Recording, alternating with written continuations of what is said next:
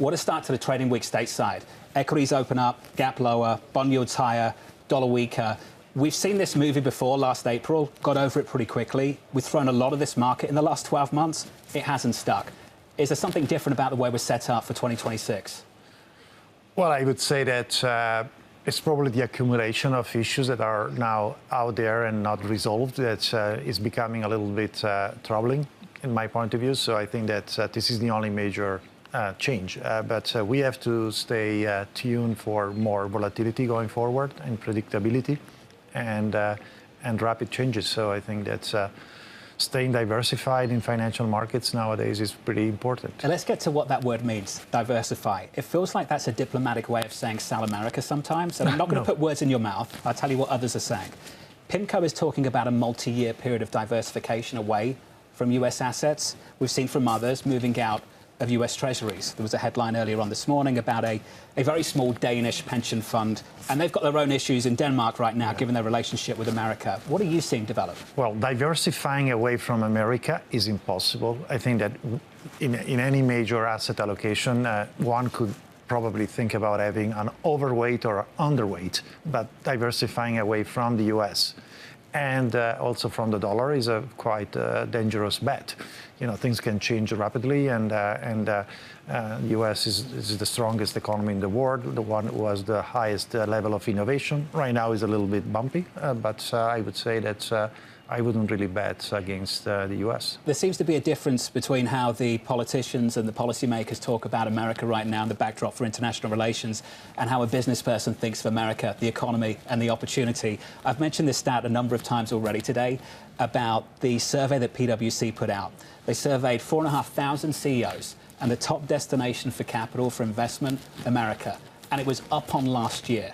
As a bank boss right now, a CEO, who's thinking about expanding around the world, why is US still top of mind for you?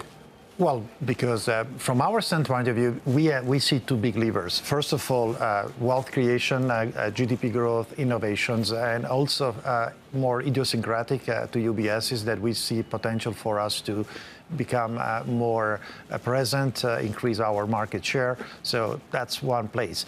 On the other hand, we are also very big in Asia. I mean, we manage 1 trillion of assets there. We are growing very fast. The economy is growing. Half of the population in the world is living there and is creating new wealth. But, in the Americas, in the US, by the way, last year, the US created 25 million of new millionaires. So basically 1,000 millionaires a day.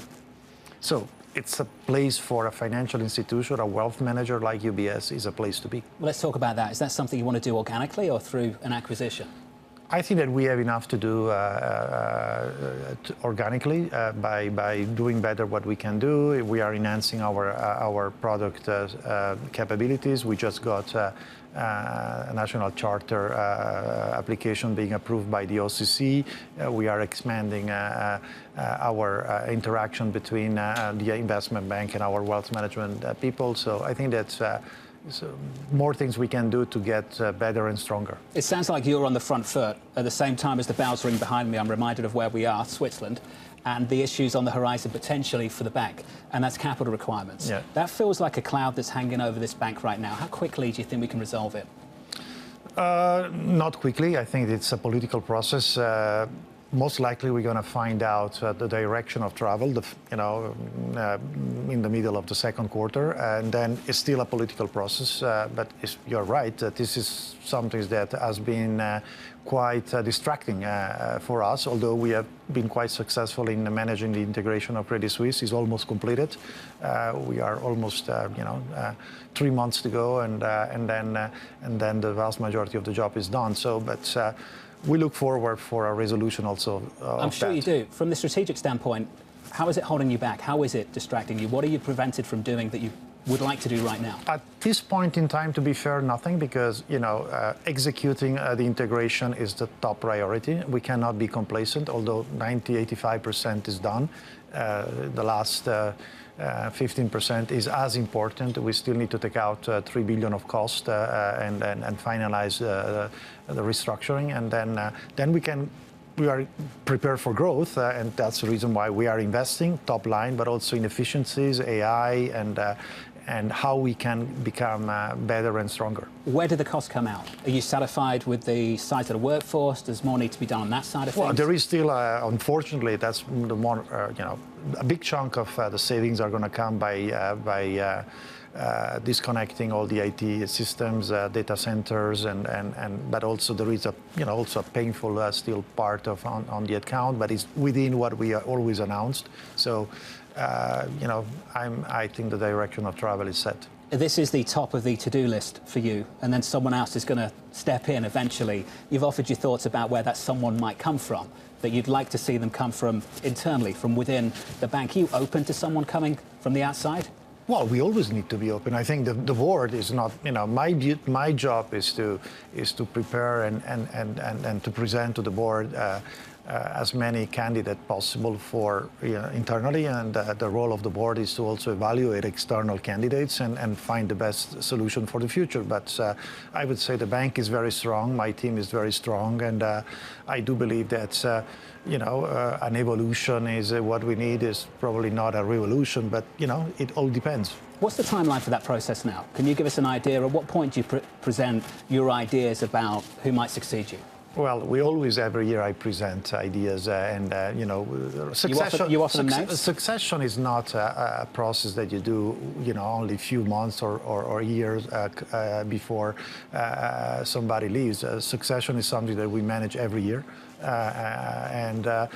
from my standpoint of view, we need to be just prepared to have the best person for that moment. When that person is selected, there is another seat that might open, and it's the chairperson's seat. And I just wonder, when you step aside as CEO, has the chapter truly closed for you and the bank?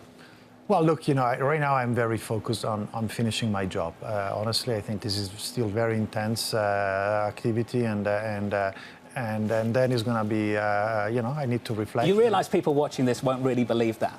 That you are a human being, you'll be thinking about the future and what comes next. But people watching, they are not expecting me to respond. That is true as well, particularly this gentleman right here, who wants that response from you. Just a final question from me. I believe you first took the job as CEO back in 2011. As you look back on things, and I think this is the appropriate time to begin to think about this, your legacy at the bank, I'm not sure you ever really thought that we'd end up here integrating Credit Suisse in the circumstances we did. But how would you like your legacy to be remembered as the leader of UBS?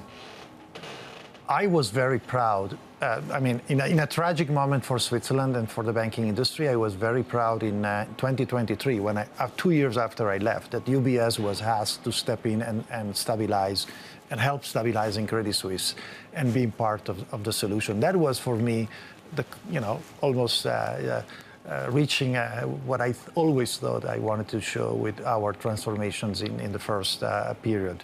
Right now, I think that we have a solid bank, a stronger bank than before, and I believe we are set for growth. So the legacy is always to see that when you leave, after a couple of years, things are going even better.